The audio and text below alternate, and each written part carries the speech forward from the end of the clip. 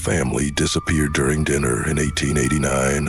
Not a trace, not a single clue, just empty plates and overturned chairs in a house that would keep its secrets for nearly 8 decades. But 77 years later, a tape recorder hidden in the wall would reveal a truth so terrifying it would change everything we thought we knew about small-town America. Maya Chen thought she was just helping restore an old Victorian house, a simple retirement project for a former history teacher.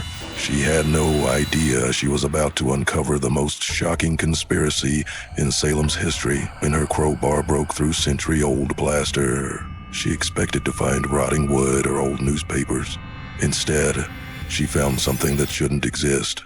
A 1960S tape recorder, perfectly preserved, waiting in the darkness like a time bomb, ready to explode. The voice on those tapes belonged to Thomas Hartwell, a young researcher who had spent months investigating what really happened to the Whitmore family. And what he discovered was beyond anyone's worst nightmare. Looks into his eye. This wasn't just a missing family. This was organized murder.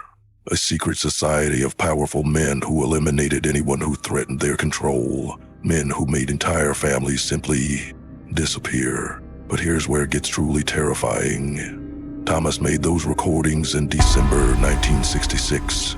He died 3 weeks later in what police called an accident. As Maya digs deeper into Thomas's research, she realizes the conspiracy didn't end in 1889. It didn't even end in 1966. The same families are still in power, the same secrets are still being protected, and someone is still willing to kill to keep them buried. But nothing, absolutely nothing, could prepare Maya for the truth about who's really been pulling the strings for the past 77 years. Someone she trusts, someone she's been working with, someone who's been waiting decades for the perfect person to discover those tapes. When you realize that everything you believed was a lie and the person helping you is actually your greatest enemy, how do you survive long enough to expose the truth? And in a town where the most powerful families have been covering up murder for over a century, who can you trust when everyone around you might be part of the conspiracy? The terrifying truth isn't just what happened in 1889. It's what's still happening today. Maya Chen had always believed the past was a gentle country, a place you visited on weekends, returning with pleasant stories and faded photographs. At 52, with 20 years of teaching American history behind her, she thought she knew how memory worked. The dead stayed buried, the living moved forward. History was something that happened to other people. In other times, she was wrong about all of it. The Whitmore Manor had been calling to her for months, ever since Ruth Blackwood placed the help wanted ad in the local paper, seeking careful hands to help restore historic home. Knowledge of Victorian period preferred, flexible hours, fair pay. Maya had responded not because she needed the money, though her teacher's pension stretched thin, but because the address stirred something deep in her historian's heart. 1247 Elm Street. The Whitmore house. Every Oregon history teacher knew the story. Christmas Eve, 1889. The progressive mill owner Charles Whitmore, his suffragette wife, Eleanor, their teenage daughter Sarah, and 8-year-old Benjamin had simply vanished during dinner. Servants found their plates still warm, chairs pushed back as if the family had stepped away for just a moment. They never came back. Maya had driven past the house countless times over the years, watching it slowly surrender to time and weather. Gothic revival architecture, painted ladies' gingerbread trim now weathered to gray bone, windows like vacant eyes staring across decades of unanswered questions. She decided the Whitmore disappearance as a research project to her AP students, watching them wrestle with a mystery that had no clean resolution. Now, 3 months into retirement, she found herself standing in the same dining room where the family had shared their last meal. The irony wasn't lost on her. After spending decades teaching about the past, she was literally tearing down walls to reach it. Ruth Blackwood emerged from the kitchen carrying a tray of tea, her 89-year-old hands steady despite the delicate china. Maya had expected someone frail and confused, but Ruth moved with purposeful grace, her pale blue eyes sharp as winter's sky. "The dining room is where most people start," Ruth said, setting the tray on a cloth-covered table. "Something draws them here first, always has. You've had other people work on the house over the years.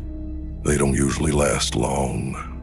Ruth poured tea into mismatched cups, steam rising between them. "The house remembers things. Not everyone is comfortable with that." Maya accepted the offered cup, inhaling Earl Grey and dust and something else. Something that might have been time itself, accumulated in corners and pressed between floorboards. "What do you remember about the Whitmores?" "Nothing firsthand. I was born in 1934. Ruth settled into a Queen Anne chair that had probably witnessed the family's final evening, but my brother Thomas was fascinated by their story. He spent years researching what happened to them. "Thomas?" Something flickered across Ruth's features, a shadow of old grief carefully contained. "He died in 1967. Accident, they said. Fell through ice while fishing." She sipped her tea, studying Maya over the rim. "You have good hands for this work. Careful hands. Thomas always said the right person would come along eventually. Someone who understood how to listen to what the past was trying to say." Maya ran her fingers along the dining room's crown molding, feeling the careful craftsmanship of long-dead artisans. "What did Thomas think happened to them?" "They lost their minds, and the military thought they'd been murdered. Not for money or passion, but for their beliefs. Charles Whitmore paid his mill workers fairly, including immigrants and freed slaves. Eleanor ran secret classes for Native American children. Sarah organized suffrage meetings. They were progressive in a time and place where progress was seen as dangerous. But surely the police investigated. The police were part of the problem." Ruth's voice carried the weight of decades-old frustration. "Thomas discovered that several prominent families, including law enforcement, had reasons to want the Whitmores gone. He called it a conspiracy, said it went deeper than anyone imagined." Maya moved to the window, looking out at overgrown gardens where Sarah Whitmore might once have walked. "What kind of evidence did he find?" "That's the tragedy. Thomas documented everything. Interviews, photographs, documents. But when he died, it all disappeared. His apartment was cleaned out before I could get there. The police said there was nothing of value. The afternoon light was starting to fade, casting longer shadows across the stripped wallpaper and exposed lath. Maya felt the familiar tingle she'd experienced as a teacher when a particularly bright student asked exactly the right question. "What made you buy this house?" Ruth smiled, and for a moment Maya could see the younger woman she'd been. "I thought Thomas deserved better than being forgotten. I thought if I could restore this place, maybe someone would finally tell the Whitmores' real story. Maybe they'd find what Thomas could." Maya picked up her crowbar, testing its weight in her hand. "Where should I start?" "Wherever feels right. The house will guide you." As Ruth retreated to the kitchen, Maya surveyed the dining room walls. Layers of wallpaper told the story of changing tastes. Victorian florals beneath Art Deco geometrics, beneath 1950s atomic patterns, beneath 1970s harvest gold. Each layer a different family's attempt to make the space their own, to cover what came before. But underneath it all, she sensed something else. The original walls, the bones of the house that had witnessed whatever happened that December night in 1889. She chose the east wall, where morning light would have illuminated the family's breakfast table. The wallpaper peeled away in long strips, revealing horsehair plaster beneath. Maya worked methodically, the way she'd graded papers. Attention to detail, respect for the material, patience with the process. The plaster was old but solid, installed by craftsmen who expected their work to last. Maya's crowbar found the seams between lath boards, prying carefully to avoid unnecessary damage. She was deep in the meditative rhythm of physical work when the crowbar hit something unexpected. Instead of solid wall, there was space. A hollow sound that made her pause. Maya worked more carefully now, removing plaster in small chunks rather than long strips. The hollow space revealed itself gradually. A cavity between the dining room wall and what must have been a servant's corridor. large enough to hide something, large enough to keep secret. The tape recorder sat alone in the darkness, as if someone had placed it there yesterday instead of decades ago. A Panasonic RQ309-esque silver metal dulled by dust, but otherwise pristine. Maya lifted it carefully, surprised by its weight. Solid construction, the kind of machine built to last. Below the recorder lay a small stack of cassette tapes, each labeled in precise handwriting. Recording 1, December 15, 1966. Recording 2, December 18, 1966. The dates continued through January 1967, ending abruptly on January 8th. Maya carried the recorder and tapes to the kitchen where Ruth was preparing dinner. The older woman took one look at Maya's dusty hands and went completely still. "You found them," Ruth whispered. "Found what?" "Thomas's recordings. He said he'd hidden them somewhere safe, somewhere they'd be found by the right person at the right time." Ruth's eyes filled with tears she'd probably been holding back for 56 years. "I always hoped, but I never really believed." Maya set the recorder on the kitchen table between them. In the warm light of Ruth's kitchen, surrounded by the comfortable clutter of a long life, the machine looked almost ordinary. Just another piece of obsolete electronics, the kind that filled thrift stores and estate sales. But Maya had spent enough time with primary sources to recognize their power. This wasn't just a tape recorder, it was a time machine, a voice from the past with something urgent to say. "Should we listen?" Maya asked. Ruth nodded, her hands folded tightly in her lap. Maya pressed play. The tape hissed to life with the warm crackle of analog recording, and suddenly, Thomas Hartwell was in the room with them. Nervous, young, alive. "This is Thomas Hartwell, December 15th, 1966. I'm recording this because I don't know who else to tell. My grandfather died 3 weeks ago, and before he passed, he told me something that's been eating at him for 77 years. Maya glanced at Ruth, who sat perfectly still, tears streaming down her cheeks. Hearing her brother's voice after more than 5 decades was clearly overwhelming, but she made no move to stop the recording. Grandfather was the town doctor when the Whitmore family disappeared in 1889. Everyone assumed they'd run away. Creditors maybe, or scandal. But 3 days after Christmas, Charles Whitmore's business partner, Marcus Kane, came to see Grandfather. Kane was drunk, shaking, kept talking about what had to be done and the greater good. Thomas's voice strengthened as he found his rhythm. Maya could picture him, probably in his 30s, careful and methodical like his sister, but driven by something urgent. Kane told Grandfather that a group of prominent men had decided the Whitmores were a threat to the natural order. Their progressive ideas were spreading, inspiring other families to question traditional authority. So they did something about it. The tape continued with Thomas explaining how his grandfather had kept silent for decades, paralyzed by fear and complicity. The group Kane described had included the mayor, the police chief, the pastor of First Congregational, and several wealthy businessmen. They called themselves the Order of the Silver Pine, and their solution to the Whitmore problem had been swift and final, different. "Diaz called a family," Thomas's voice explained. "They made them disappear completely. No bodies, no evidence, no closure. The terror was part of the message. Cross us, and you will simply cease to exist." Maya paused the tape, her mind racing. As a historian, she'd always suspected the official story was incomplete. Entire families didn't vanish without trace unless someone powerful wanted them gone. But hearing the truth spoken aloud, with names and details, was different from academic speculation. "This is what Thomas died for," Ruth said quietly. "This knowledge." "What do you mean?" Ruth walked to the kitchen window, looking out at the lengthening shadows. "Thomas made these recordings in December 1966. He died in January 1967, exactly 77 years after the Whitmores. That's not a coincidence." Maya felt a chill that had nothing to do with the drafty old house. "You think they killed him too?" "I know they did. The same families that eliminated the Whitmores were still in power in 1967. Still are, for that matter." Ruth turned back to Maya, her expression grim. "The order didn't disappear with the Victorian era. It adapted." Maya pressed play again. and Thomas's voice filled the kitchen with mounting urgency.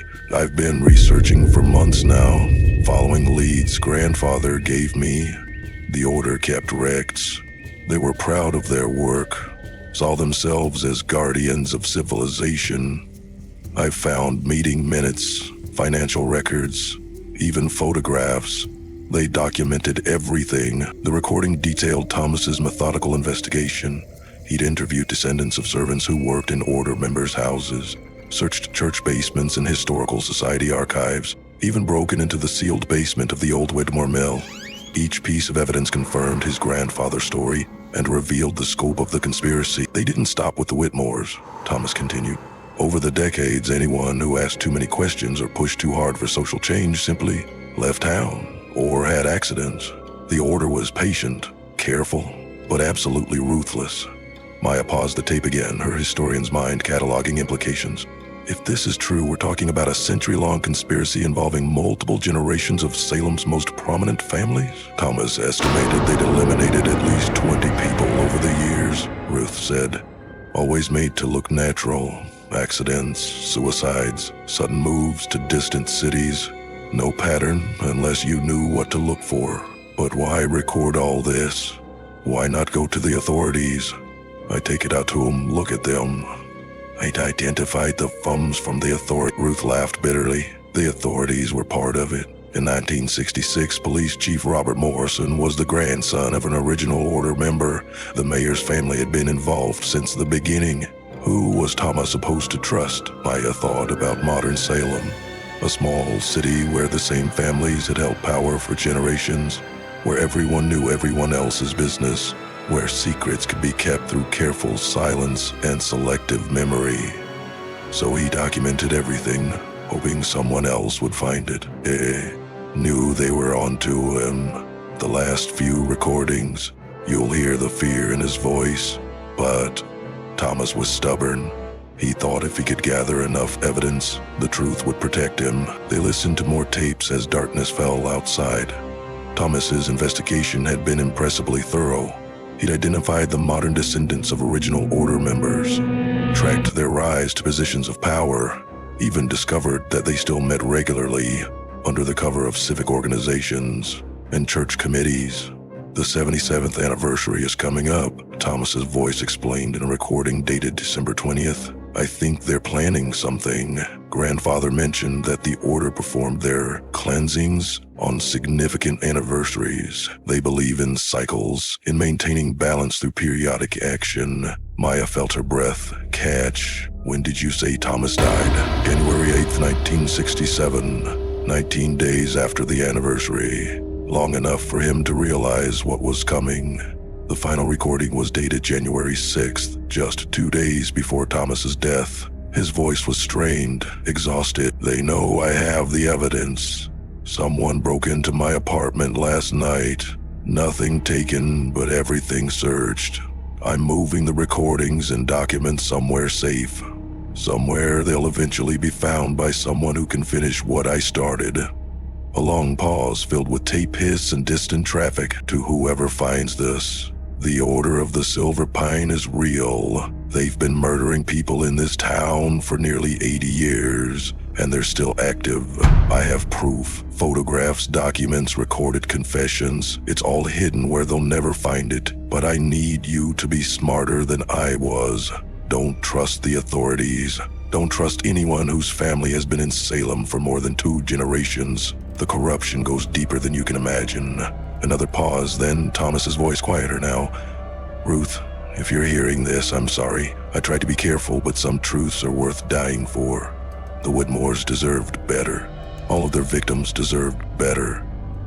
The tape ended with a sharp click, leaving Maya and Ruth sitting in the suddenly oppressive silence of the old kitchen. "Hid everything," Ruth said after a long moment. "The evidence he mentions, it's somewhere in this house. It has to be.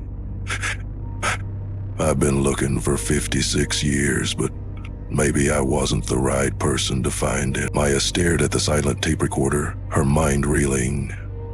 She'd come here looking for a pleasant retirement project, a chance to restore something beautiful from the past.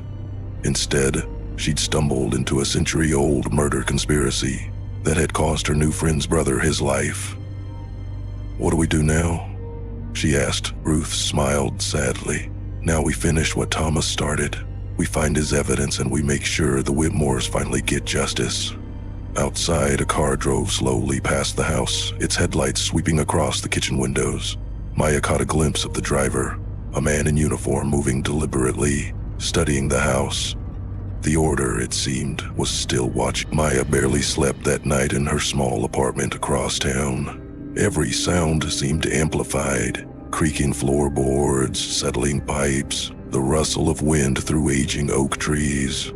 She found herself checking the locks on her doors and windows, drawing curtains against the darkness, actions that would have seemed paranoid 24 hours earlier, but now felt like common sense. She brought Thomas's first 3 recordings home, unable to resist the pull of his voice, the careful documentation of his investigation.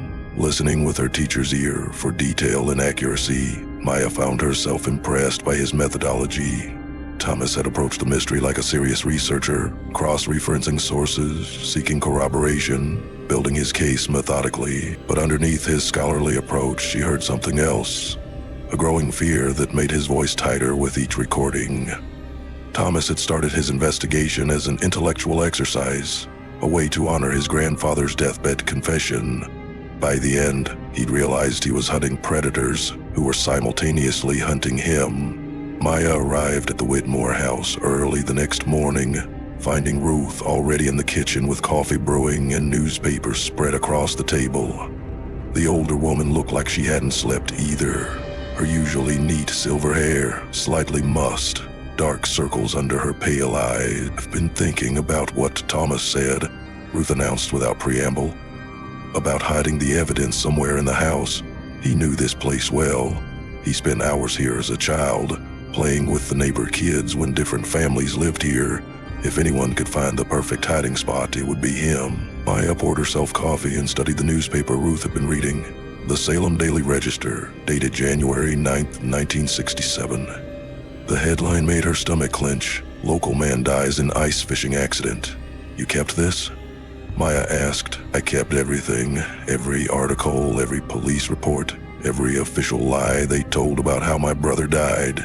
Ruth's voice carried 5 decades of controlled anger. Thomas was terrified of water, couldn't swim, refused to go near the river even in summer, but somehow he decided to go ice fishing alone on the coldest night of the year. Maya read the article carefully. Police Chief Robert Morrison had found the body after receiving an anonymous tip about someone falling through ice near Miller's Bend. No witnesses, no one who remembered seeing Thomas near the river. The coroner had ruled accidental drowning, case closed within 48 hours. "Morrison," Maya murmured. Thomas mentioned that name in the recordings. Robert Morrison was police chief in 1967. His son David took over in 1995, still holds the job today. Ruth folded the newspaper with sharp, precise movements. 3 generations of Morrisons, protecting the same secrets. They spent the morning systematically searching the house. Maya had initially assumed Thomas would have hidden evidence in obvious places, behind loose floorboards, inside wall cavities, beneath staircases. But as they worked, she began to understand that Thomas had thought like a historian, not a criminal. He would have chosen a location with symbolic significance, somewhere that connected his evidence to the original crime. The dining room seemed the logical starting point. This was where the Whitmore family had shared their final meal, where servants had found abandoned plates and overturned chairs. If Thomas wanted his evidence to speak for the victims, he would have placed it where their voices had been silenced. Maya resumed work on the walls, removing the remaining layers of wallpaper with archaeological care. Each pattern told a story of the families who had tried to make this house their own.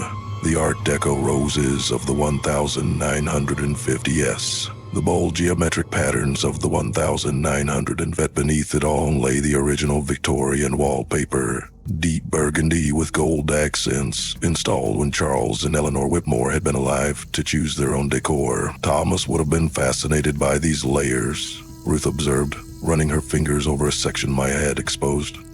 He always said the past never really disappeared. just got covered up by new paint and fresh paper. By afternoon, they'd stripped 3 walls down to the original plaster without finding anything unusual. The 4th wall, however, revealed something interesting.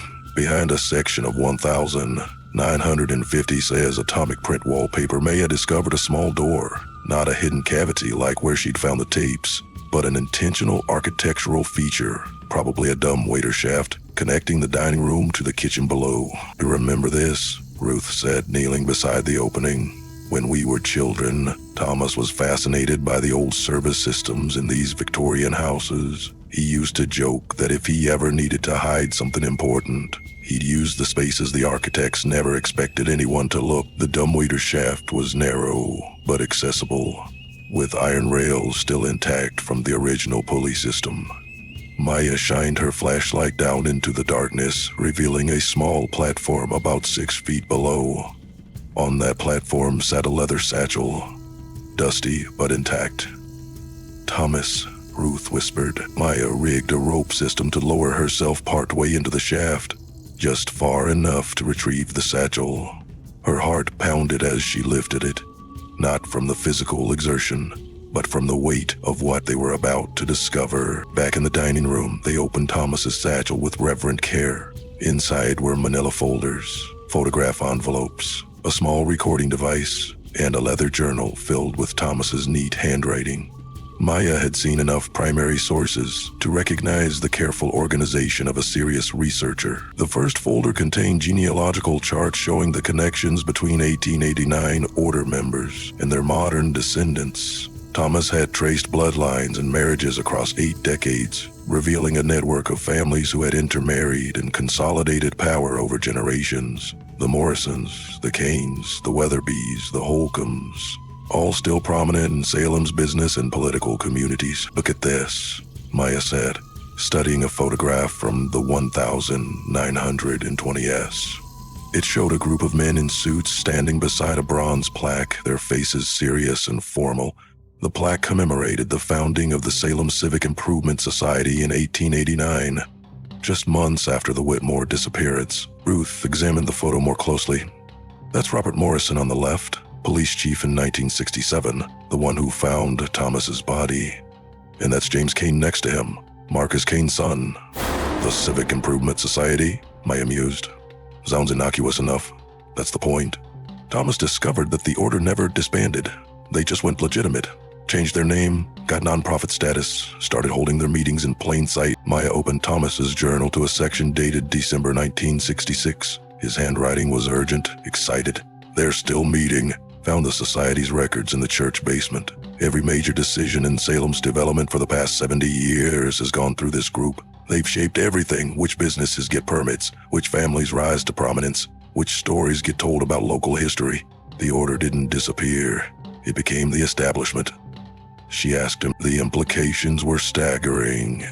Maya thought about her 20 years teaching Salem's history, the sanitized narratives she'd passed on to students, the convenient gaps in the official record. How much of what she'd accepted as historical fact was actually carefully constructed mythology. "There's more," Ruth said, opening another folder. Inside were police reports, coroner's documents, and newspaper clippings from suspicious deaths dating back to the 1890s. Thomas had identified at least 30 people who had died under questionable circumstances: accidents, suicides, sudden illnesses, all involving individuals who had challenged the established order in some way. He documented a century of murder. Maya breathed, and the pattern continues. "Look at the dates. There's a clustering effect around significant anniversaries. The order doesn't kill constantly, but when they do act, it's dramatic and thorough." Maya studied the timeline Thomas had constructed. The Whitmore disappearance in 1889 had been followed by a period of relative quiet, then a cluster of deaths in the 1920s, when labor organizers had tried to unionize the mills, another cluster in the 1950s, when civil rights activists had challenged segregated housing practices. The pattern was clear to anyone looking for it, but subtle enough to avoid suspicion from casual observers. "What about 1966? Maya asked. "You said Thomas died just after the 77th anniversary. Were there other victims?" Ruth opened the final folder in Thomas's collection. Inside were photographs of 5 gravestones, all dated within 6 months of January 1967. The names meant nothing to Maya, but Thomas's notes identified them as people who had been asking questions about local history, researching their family genealogies, or investigating old property records. Thomas wasn't their only target, Ruth said quietly. He was just the one who got closest to the truth. As afternoon faded to evening, Maya felt the weight of their discovery settling on her shoulders. This wasn't just historical research anymore. It was evidence of ongoing crimes, proof that the Order of the Silver Pine was still active, still eliminating threats to their control. "What do we do with this?" she asked. "Who can we trust?" Ruth gathered the documents carefully, her movements deliberate and practiced. Thomas asked himself the same question. "Look at his final journal entry." Maya read aloud from the leather journal. "The corruption is too deep for conventional justice. Police, courts, civic leaders, they're all compromised. But truth has its own power. If the evidence reaches enough people, if the story spreads beyond Salem's borders, even the Order can't suppress it. I just need to find the right person to tell it."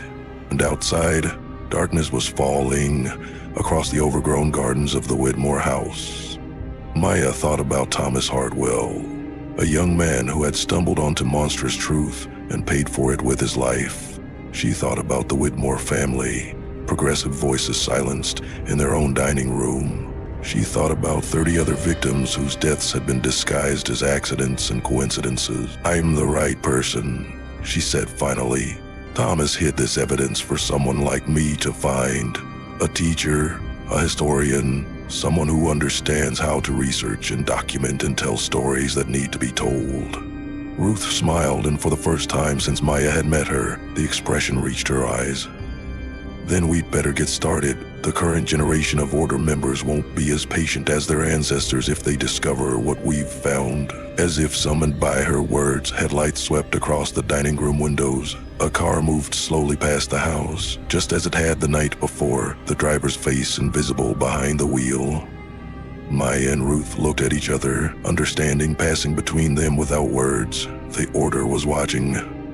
The question was whether they suspected what had been discovered, or if they were simply maintaining their eternal vigilance over Salem's secrets. Either way, the game had begun. Maya spent the weekend in her apartment, digitizing Thomas's evidence with a flatbed scanner she'd bought for genealogy research. Each document required careful handling. The photographs were fragile, the papers brittle with age. But she worked with the methodical patience that had made her a good teacher. Every page, every image needed to be preserved before the originals could be damaged, or worse, discovered and destroyed. The work was emotionally exhausting, reading Thomas's detailed accounts of murders disguised as accidents, seeing photographs of victims whose deaths had been celebrated as natural tragedies, understanding the scope of the Order's influence across generations. It all felt surreal, like researching a particularly elaborate historical fiction rather than documenting actual crimes. But Maya's historian's training served her well. She cross-referenced Thomas's claims against available public records, finding disturbing correlations that supported his conclusions. Death certificates with convenient timing, property transfers that benefited Order families, newspaper articles that buried inconvenient facts in back pages. The pattern was there for anyone willing to look. By Sunday evening, she had everything organized into digital files with multiple backup copies stored on different devices and cloud services. If something happened to the original documents, Thomas's evidence would survive. The question was, what to do with it. Maya returned to the Whitmore house Monday morning to find Ruth waiting with coffee and a worried expression. "We had visitors yesterday," Ruth announced without preamble. "What kind of visitors?" "Official ones. 2 men in suits claiming to be from the county assessor's office, wanting to update property records for the historic registry. They asked very detailed questions about renovation work, particularly any structural changes or discoveries we might have made." Maya felt her stomach tighten. "Did you let them in?" "Of course not. I told them to come back with proper identification and advance notice. But they spent 20 minutes walking around the property, taking photographs, making notes." Ruth poured coffee with steady hands, but Maya noticed the slight tremor that betrayed her nerves. "They weren't from the assessor's office. How can you be sure? Because I called the county this morning. No assessment schedule, no record of anyone being sent to this address. Ruth met Maya's eyes. They know we found something. Maya thought about her weekend's work. The hours spent alone in her apartment with Thomas's evidence spread across her dining room table. Had someone been watching her building? Following her movements? The possibility that her private space had been under surveillance made her skin crawl. We need to move faster than I planned, Maya said. If the Order suspects what we've discovered, they won't wait to act. What did you have in mind? Maya opened her laptop and showed Ruth the digital archive she'd created. Thomas was right about needing to reach people outside Salem's power structure. I've been researching investigative journalists who specialize in historical crimes, podcasters who cover true crime, even documentary filmmakers. If we can get this story to enough independent voices simultaneously, it becomes impossible to suppress. Ruth studied the screen, scrolling through Maya's contact list. This is exactly what Thomas would have done if he'd lived long enough. He always believed truth was stronger than lies, but only if enough people heard it. They spent the morning crafting a comprehensive package. Thomas's evidence combined with Maya's additional research, all organized into a compelling narrative that would be easy for journalists to follow up on. Maya wrote a cover letter explaining how they discovered the documents and why they believed the story needed immediate attention. We should send this to everyone on your list at the same time, Ruth suggested. If one journalist gets the story first, the Order might be able to pressure them or their editors to kill it. But if 20 journalists have it simultaneously, much harder to suppress. Maya agreed. Even if most of them don't pursue it, odds are at least a few will investigate. They were finalizing the email list when Maya's phone rang. The caller ID showed a number she didn't recognize, but something about the area code made her answer. Miss Chen? This is Detective Sarah Martinez with the Oregon State Police. I understand you've been doing research into some cold cases involving Salem residents. Maya's heart pounded, but she kept her voice steady. I'm not sure what you mean.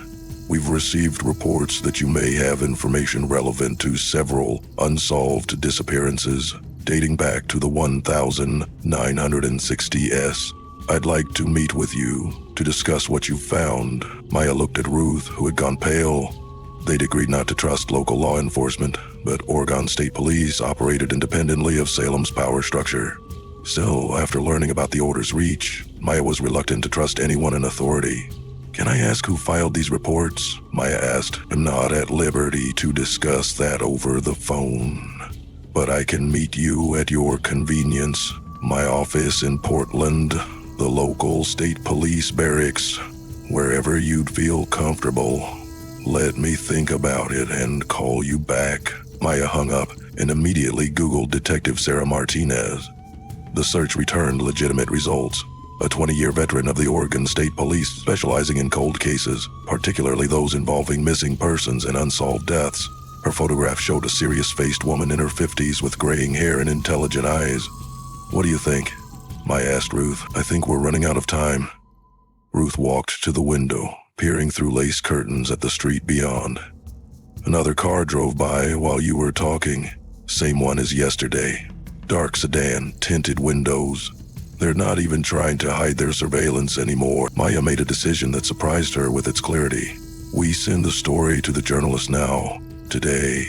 If Detective Martinez is legitimate, she'll understand why we went public. If she's not, Maya shrugged. At least the truth will be out there. They spent the next hour uploading files and composing emails. Maya had identified 37 journalists, podcasters, and filmmakers who specialized in historical crimes or government corruption.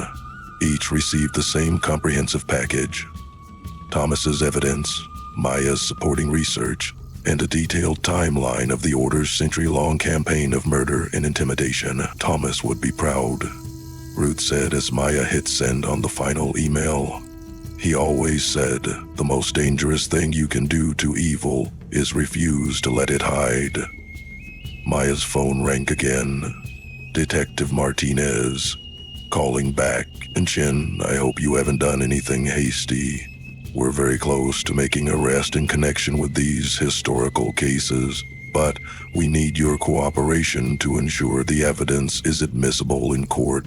What kind of arrests? Maya asked, though she was already suspicious. I can't discuss details over the phone, but I can tell you that we've been investigating the same organization you've uncovered. Your evidence could be crucial to our case, but only if it's handled properly. Maya looked at Ruth, who was shaking her head emphatically. Detective Martinez, I appreciate your concern, but I think the evidence needs to be public before it disappears again.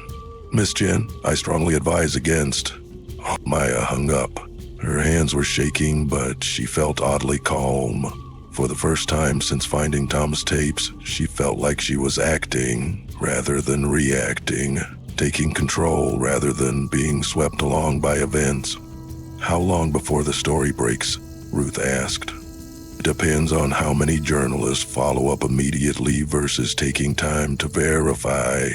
But I sent it to 3 podcasters who specialize in breaking news. They could have episodes online within hours if they decide to run with it.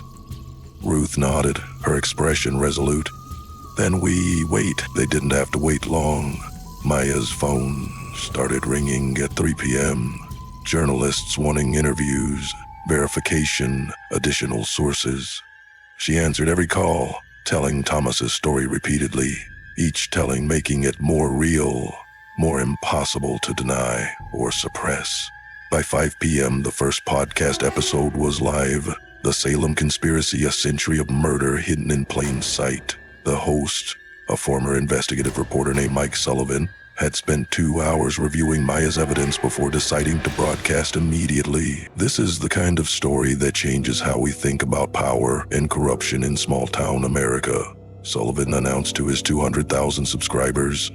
The evidence is compelling, the documentation is thorough, and the implications are staggering. Maya and Ruth listened to the episode together in the Whitmore house kitchen, the same room where they'd first heard Thomas's voice 3 days earlier.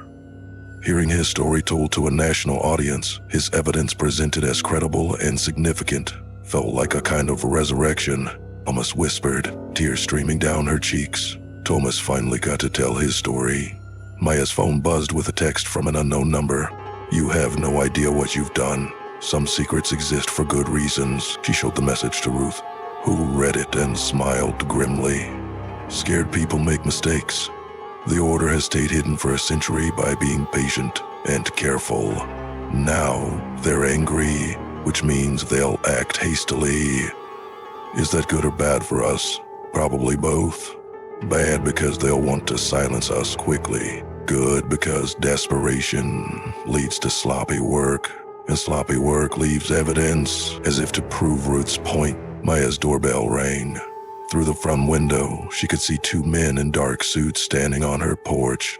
The same men who had posed as county assessors, no doubt. But now, they weren't bothering with pretense. Maya and Ruth slipped out the back door of the Whitmore house and into the overgrown garden. The sun was setting, casting long shadows between abandoned rose bushes and overgrown fruit trees. They made their way carefully toward the rear property line, where a gap in the fence led to the neighboring street. Behind them, they could hear the men breaking down the front door. Where do we go? Maya whispered. Somewhere public, somewhere with witnesses and security cameras. The order's power depends on secrecy. They can't risk exposure by acting openly. Ruth led the way through the gap in the fence, moving with surprising agility for someone approaching 90. There's a 24-hour diner on Commercial Street. We can wait there while the story spreads. As they walked quickly through Salem's quiet residential streets, Maya felt the strange exhilaration of having crossed a line from which there was no return. 3 days ago, she'd been a retired teacher looking for a pleasant project. Now, she was a fugitive carrying evidence that could topple a century-old conspiracy. Thomas had been right about one thing. Some truths were worth dying for. Maya just hoped they wouldn't have to. The 24-hour diner was exactly what Maya had hoped for. Brightly lit, full of witnesses, and equipped with security cameras that recorded every angle. She and Ruth took a corner booth where they could watch both the entrance and the back exit, nursing coffee and waiting for Maya's phone to ring with updates from journalists following the story. The first call came at 7 p.m. from Lisa Wong, a documentary filmmaker in Portland who specialized in Pacific Northwest history. Maya, I've been reviewing your evidence for the past 2 hours, and I have to ask, are you absolutely certain about the authenticity of these documents? Maya felt a chill of concern. Oh, what do you mean? I'm looking at the photograph you labeled as Order Meeting 1923. The faces are clear, the clothing is period appropriate, but there's something about the paper quality that's bothering me. I've worked with thousands of historical photographs, and this one feels off. Off how? The aging patterns are too uniform. Real photographs from that era show specific types of deterioration based on the chemicals used in development. This looks like it was artificially aged. Maya's stomach dropped. She looked at Ruth, who had gone very pale. What are you saying? I'm saying someone may have created fake evidence and planted it for you to find, which raises the question, who knew you were looking, and why would they want you to publicize false information? Maya hung up and immediately called the second journalist on her list, Dr. James Crawford, a historian at Portland State who had written extensively about progressive era politics, delivered even worse news. The genealogical charts you sent show family connections that don't match actual historical records, he said without preamble. I've been cross-referencing against census data, marriage certificates, and probate records. At least half of the family relationships Thomas documented never existed. That's impossible, Maya protested. Thomas was meticulous. Thomas may have been thorough, but he was working with false source material. Someone fed him fabricated information and he built his entire theory around lies. Maya ended the call and stared at Ruth across the diner table. The older woman looked smaller somehow, diminished by the weight of what they were hearing. It can't be, Ruth whispered. Thomas died for this information. They killed him to keep it secret. Or, Maya said slowly, a terrible possibility forming in her mind. They killed him for a completely different reason, and someone has been using his death to create a false narrative. Maya's phone rang again. Mike Sullivan, the podcaster who had broadcast the first episode about the Salem conspiracy, sounded apologetic and frustrated. Maya, I have to issue a retraction. I've had 3 historians contact me in the past hour, all pointing out serious problems with the evidence. The dates don't align with historical records. Some of the people mentioned didn't exist, and at least one of the photographs has been digitally manipulated, but the tape recordings could have been made by anyone, at any time. There's no way to verify when they were actually recorded or by whom. Maya sat in stunned silence as her carefully constructed understanding of the past 3 days crumbled around her. If Thomas's evidence was fabricated, then everything she thought she knew was wrong. But that raised even more disturbing questions. Ruth, she said carefully, tell me again how you came to own the Whitmore house. Ruth looked up from her untouched coffee, her pale eyes reflecting the diner's fluorescent lights. I bought it in 1970, 3 years after Thomas died. I wanted to preserve it, to honor his memory, and you've been living there ever since? Not living exactly. I have an apartment downtown, but I've been maintaining the house, waiting for someone to discover Tom's recording. Maya felt pieces of a different puzzle clicking into place. Ruth, how did you know the tape recorder would be in that specific wall? Thomas mentioned he'd hidden something. I assumed, you assumed, or you knew. Maya's voice was getting sharper. Because it's awfully convenient that, on my second day working in the house, I happened to choose exactly the right wall to tear down, and my crowbar happened to hit exactly the right spot to reveal a hidden cavity. Ruth's expression was changing, the frail, elderly woman mask slipping to reveal something harder underneath. You're very perceptive, Maya. Thomas always said the right person would ask the right questions. Who are you? Maya asked. Though she was beginning to suspect she didn't want to know the answer, Ruth smiled, and for the first time Maya could see no warmth in the expression. My name is Ruth Blackwood, and I did have a brother named Thomas Hartwell, but he didn't die investigating any conspiracy. He died because he discovered that I had been systematically embezzling funds from the Historical Society where we both worked. Maya felt the world tilt around her. You killed your own brother? Thomas was going to expose me, destroy my reputation, send me to prison. I couldn't let that happen. Ruth's voice was matter-of-fact, as if she were discussing the weather. The ice fishing accident was convenient. Thomas really was afraid of water, so no one questioned why he might have fallen through. But the order, the conspiracy, a fiction I've been crafting for 56 years. Every piece of evidence you found was placed there by me, created by me, designed to support a story that would make Thomas's death seem noble rather than sordid. Ruth leaned forward, her eyes bright with a kind of pride. I've spent decades researching historical forgery techniques, learning how to age paper and photographs, studying period-appropriate language and documentation styles. The Thomas Hartwell tapes were my masterpiece. Maya stared at the woman across from her, trying to reconcile this confession with the grief-stricken sister she thought she'd been helping. You've been planning this for decades? I've been waiting for the right person to discover my work. Someone with the credentials to lend credibility to the story, the passion to pursue it, and the naivete to believe it, without too much independent verification. Ruth's smile widened. A recently retired history teacher was perfect. Why? Maya asked. Why create such an elaborate lie? Because the truth was so much smaller, so much more pathetic. A woman stealing money to pay for her mother's cancer treatments. A brother who couldn't understand that sometimes desperate people do desperate things. Thomas died for accounting irregularities and forged receipts. How mundane is that? Maya felt sick, but also angry. So you invented a grand conspiracy to make your crime seem more significant? I invented a story that would ensure Thomas was remembered as a hero rather than a victim of his sister's greed. And it would have worked perfectly if you hadn't involved so many journalists so quickly. I expected you to take months building a case, giving me time to perfect the forgery. Maya's phone buzzed with another text, this one from a number she recognized as Detective Martinez. May says, Chen, we need to talk immediately. You've been the victim of an elaborate hoax, and you may be in danger. Maya showed the message to Ruth, who read it and laughed. Sarah Martinez is a real detective, investigating a real case, but not the one you think. What do you mean?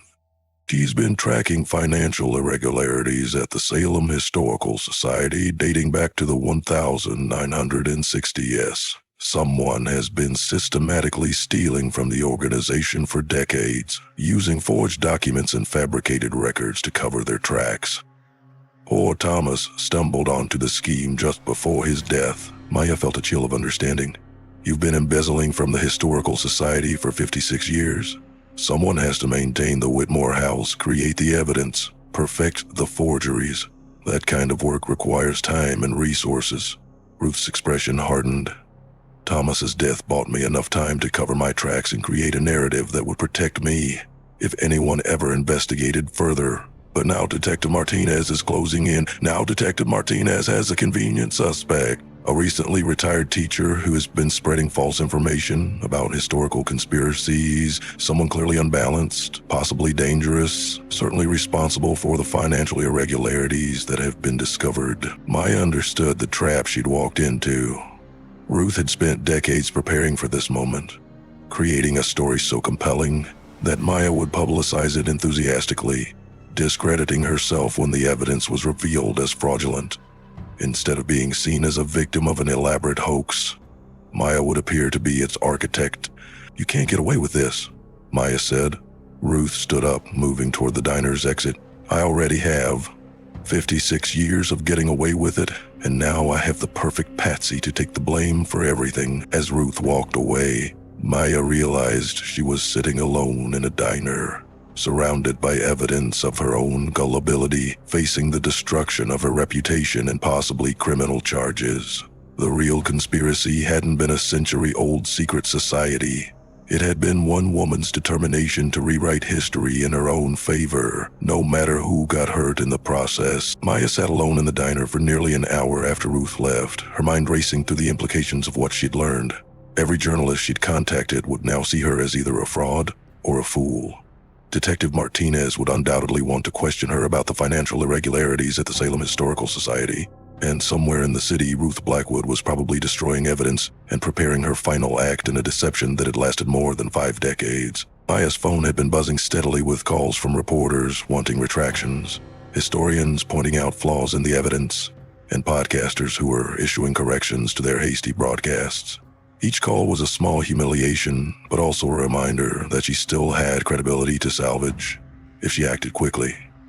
At 9 p.m., she finally answered Detective Martinez's calls. "Miss Jen, I'm glad you finally picked up. We've been trying to reach you for hours. I know. I've been dealing with a situation that's gotten out of hand. That's what I want to discuss. Can you meet me at the Salem police station? I know it's late, but this can't wait until morning." Maya hesitated. After everything Ruth had told her, she wasn't sure who to trust, but Detective Martinez was her only potential ally in a situation that was spiraling beyond her control. "I'll be there in 30 minutes. The Salem police station at night was a different place than during business hours. Dimmer lighting, skeleton staff, the sense of a building settling into quiet efficiency." Detective Martinez met Maya in the lobby, a serious-faced woman in her 50s who looked exactly like her official photograph. "Thank you for coming," Martinez said, leading Maya to a small conference room. "I want to start by saying that we don't consider you a suspect in any criminal activity. We believe you've been manipulated by someone with decades of experience in deception." Maya felt a wave of relief. "Ruth Blackwood, so you figured it out. That's good. It will make this conversation easier."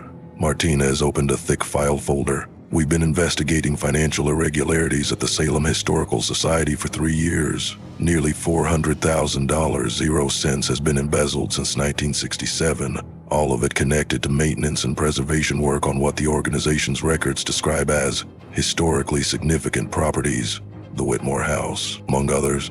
Ruth Blackwood has been using the Historical Society as her personal bank account, creating false documentation to justify expenditures on properties she owns or controls." Martinez spread photographs across the table. "These are some of the documents we've recovered from the Society's archives. Purchase orders, maintenance contracts, research grants, all beautifully forged, all designed to hide systematic theft." Maya studied the documents, recognizing the same careful attention to period detail she'd seen in Thomas's supposed evidence. She's been practicing fraud for decades, perfecting her techniques. "Exactly. And when you started working at the Whitmore House, she saw an opportunity to create a distraction that would discredit any investigation into her activities." Martinez pulled out another folder. "We believe she's been planning this for months, possibly years. The fake evidence was already in place, waiting for the right person to discover it. But why kill Thomas? Why not just let him expose the embezzlement and serve her time?" Martinez's expression darkened. "Because Thomas wasn't just going to expose the embezzlement. He discovered that Ruth had been forging documents since the early 1960s, including historical records that affected property ownership and inheritance rights.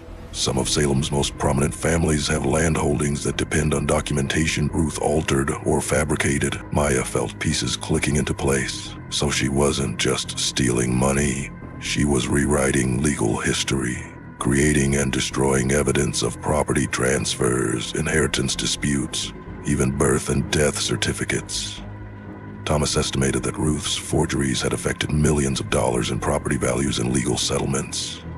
Martinez leaned forward. She killed him to protect not just herself, but some very powerful people who had unknowingly benefited from her work. And they've been protecting her ever since. They don't know she exists. Ruth was careful to make her forgeries look like authentic historical documents that had simply been misfiled or overlooked. The families who benefited thought they were just lucky to find evidence that supported their legal claims. Maya thought about the elaborate conspiracy she'd believed in just hours earlier. So there really was no Order of the Silver Pine, not in the way Ruth described. But there was a network of wealthy families who shaped Salem's development over the decades, and some of them did take extreme actions to protect their interests.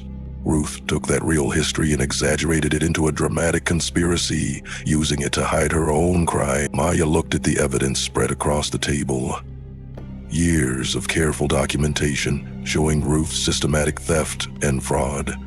It was impressive police work, but it left one crucial question unanswered. "What do you need from me?"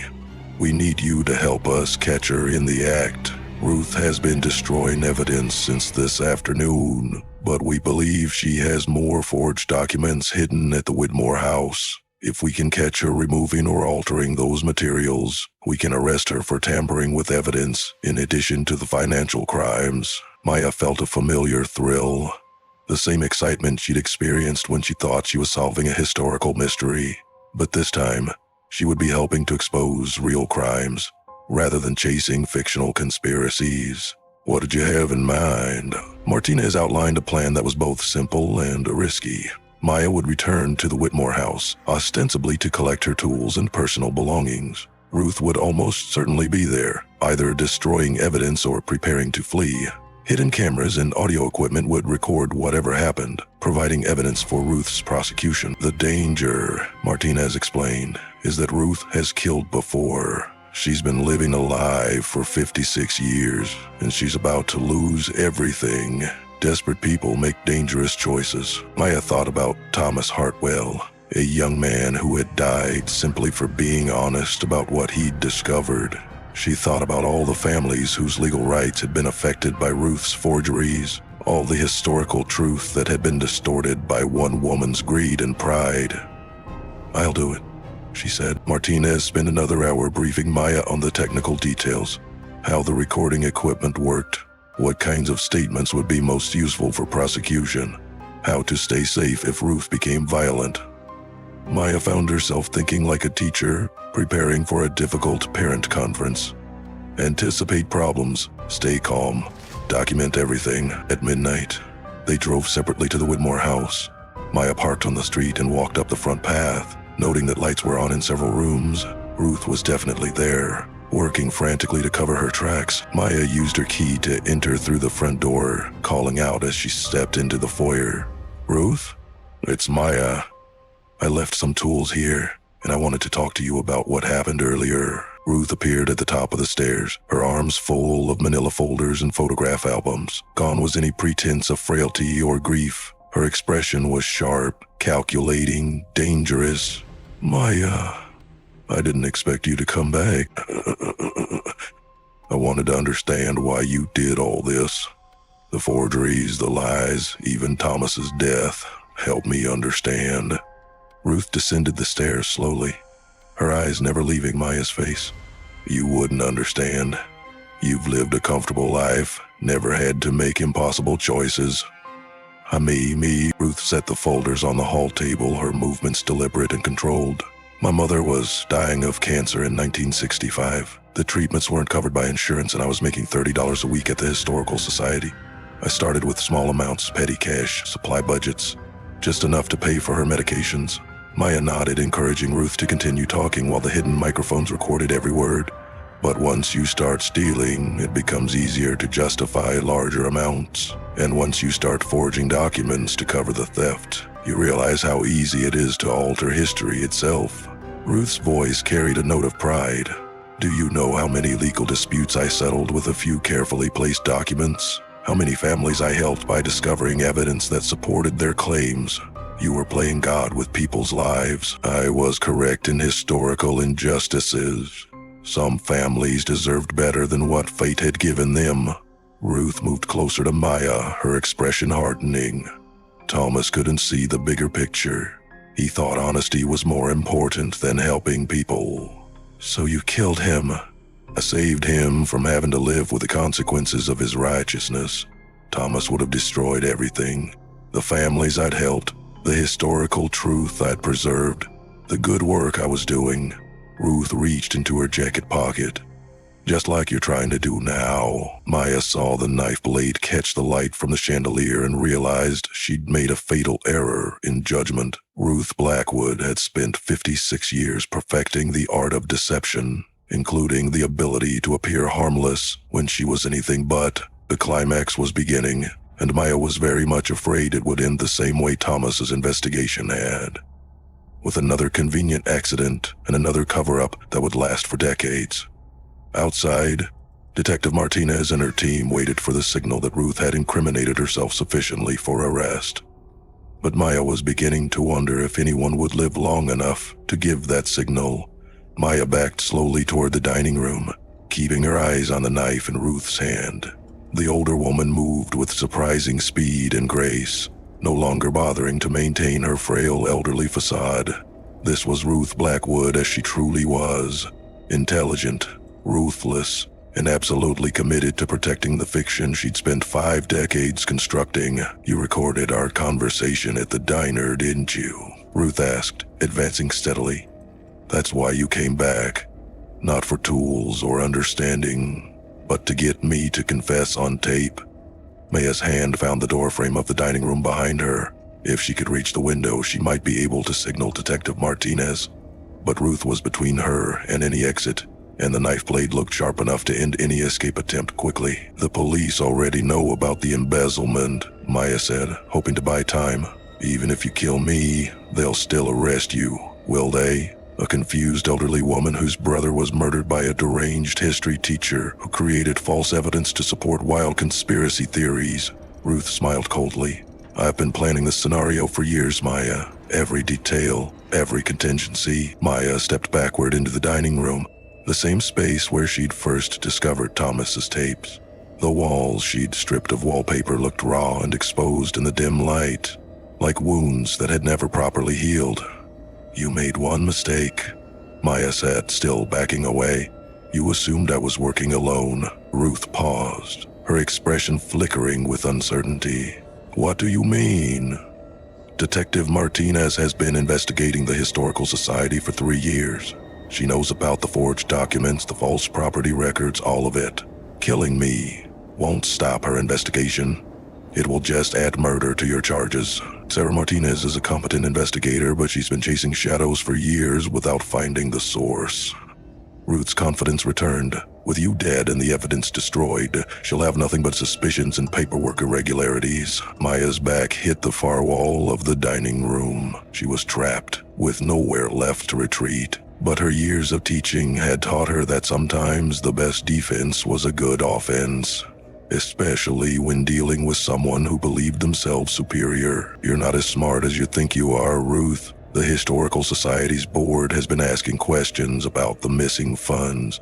Other historians have noticed inconsistencies in documents you've forged. Even without me, people are starting to figure out what you've been doing. Let them ask questions. I have answers prepared for every contingency." Ruth raised the knife, its blade catching light from the overhead fixture, including what to do with nosy teachers who can't leave well enough alone. Maya heard a sound from the kitchen, a door opening, footsteps on hardwood floors, Detective Martinez and her team finally moving into position. But Ruth heard it too, and her expression shifted from confidence to desperate fury. "You brought them here," Ruth hissed. "Here, I brought justice here. Something this house has been waiting for since 1889. Ruth lunged forward with the knife, but Maya was ready. Years of breaking up student fights had taught her to watch for telegraphed movements, and Ruth's attack was fueled more by desperation than skill. Maya grabbed Ruth's wrist, struggling to control the knife while shouting for help. They fell together, hitting the hardwood floor hard. Ruth was stronger than her age suggested, but Maya had the advantage of surprise and desperation. She managed to pin Ruth's knife hand to the floor, while calling out to the police officers she could hear moving through the house. "In here, dining room." Detective Martinez appeared in the doorway, weapon drawn, taking in the scene quickly. 2 other officers moved to secure Ruth, who finally stopped struggling as she realized her 5-decade deception was over. "Ruth Blackwood, you're under arrest for the murder of Thomas Hartwell, embezzlement of public funds, and fraud," Martinez announced as the officers handcuffed Ruth. "You have the right to remain silent." Nia sat on the floor where she'd fallen, adrenaline making her hands shake. She watched Ruth being read her rights in the same room where she'd first heard Thomas's voice, where she'd believed she was uncovering a century-old conspiracy. The irony was overwhelming. The real conspiracy had been much smaller and more personal, but no less deadly. "Are you hurt?" Martinez asked, kneeling beside Maya.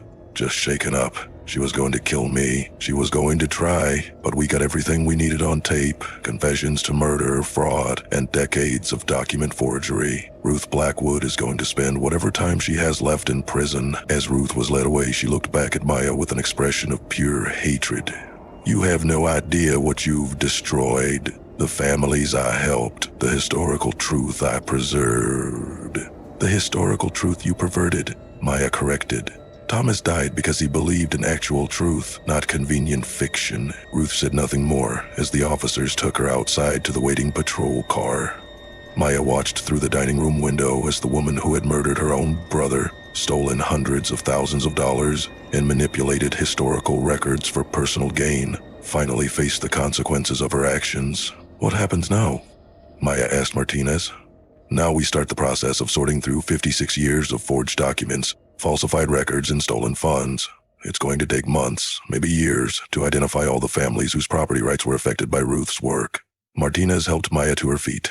We'll also need to determine which historical records can be trusted, and which need to be removed from official archives. Maya looked around the dining room, thinking about all the layers of deception that had been stripped away over the past few days. What about the Whitmore family? The real story of what happened to them, that's still a mystery. Ruth's version was fiction, but the family did disappear in 1889. The real case has never been solved. Martinez gathered evidence bags containing Ruth's forged documents. Maybe now that Ruth's lies have been exposed, someone can investigate what actually happened to them. Maya felt a familiar stirring of curiosity, the same feeling that had led her to take the job at the Whitmore house in the first place. But this time, she would approach any investigation with hard-earned wisdom about the difference between compelling stories and verifiable facts. I'd like to try, she said. Martinez smiled. I thought you might. But this time, maybe start with official records and verifiable sources, instead of mysterious tapes hidden in walls. As they prepared to leave the house, Maya took one last look around the dining room. Tomorrow, she would begin the process of researching the real Whitmore family, not Ruth's elaborate fiction, but the actual people who had lived and disappeared in this house more than a century ago. It would be harder work than following a predetermined narrative, more likely to end in ambiguity than dramatic revelation. But it would be honest work, the kind Thomas Hartwell had died trying to do. And sometimes, Maya reflected, that was enough. 6 months later, Maya stood in the restored dining room of the Whitmore house, surrounded by members of the Salem Historical Society and representatives from the Oregon State Archives. The room looked much as it had in 1889. Period-appropriate wallpaper, carefully researched paint colors, furniture that matched surviving photographs of the family's possessions. But this restoration was different from Ruth's deceptive preservation work. Every detail had been verified through multiple sources, every historical claim supported by documentable evidence. Maya had spent months learning to distinguish between probable truth and convenient fiction, between historical interpretation and outright fabrication. The real Charles and Eleanor Whitmore were remarkable people, Maya told the assembled group, but their story doesn't need embellishment to be meaningful. They paid fair wages when most employers didn't. They educated children who were denied schooling elsewhere. They welcomed immigrants and outcasts into their community. She paused at the spot where Ruth's hidden cavity had been, now properly repaired and wallpapered. We may never know exactly what happened to them on December 23, 1889, but we know they lived with courage and compassion, and that's legacy enough. Detective Martinez approached as the crowd dispersed. Ruth's trial had concluded 2 weeks earlier with a conviction on multiple charges: murder, embezzlement, fraud, and document forgery. At 90, she would spend her remaining years in prison, finally paying for crimes that had shaped Salem's history for more than half a century. Any regrets about how this all turned out? Martinez asked. Maya considered the question carefully. I regret being deceived so easily. I regret that Thomas never got to tell his real story, a young man who died for believing in honesty over convenience. But I don't regret finding the truth. Even though it was more complicated than I expected, the Whitmore house had been donated to the Historical Society as part of Ruth's restitution, with the understanding that it would be maintained as a museum dedicated to the complexity of historical truth. Maya had been offered the position of curator, a job that would let her continue researching Salem's real history, while educating visitors about the difference between documented facts and appealing legend. What's next for your investigation? Martinez asked. I'm working with genealogists and archivists to trace what actually happened to the Whitmore children. Sarah and Benjamin may have survived whatever happened to their parents. There are records of 2 children with similar names being placed in an orphanage in Portland in early 1890. Maya smiled. It's painstaking work, and it may lead nowhere, but it's honest work. As evening fell, Maya walked through the restored house one final time before locking up. In the kitchen, she could almost imagine Ruth preparing tea and lies with equal skill. In the dining room, she remembered the moment she discovered Thomas's fake recordings and believed she was uncovering hidden history, but mostly she thought about the real Whitmore family. Progressive voices silenced not by an elaborate conspiracy, but by the kind of everyday hatred that needs no secret society to flourish. Their story deserved to be told accurately, without fictional enhancement or dramatic embellishment. Some truths were worth pursuing, even when they offered no easy answers, no satisfying resolutions, no clear villains to defeat. The past was not a gentle country after all, but neither was it a dramatic fiction. It was simply what had happened, complicated and ambiguous and real.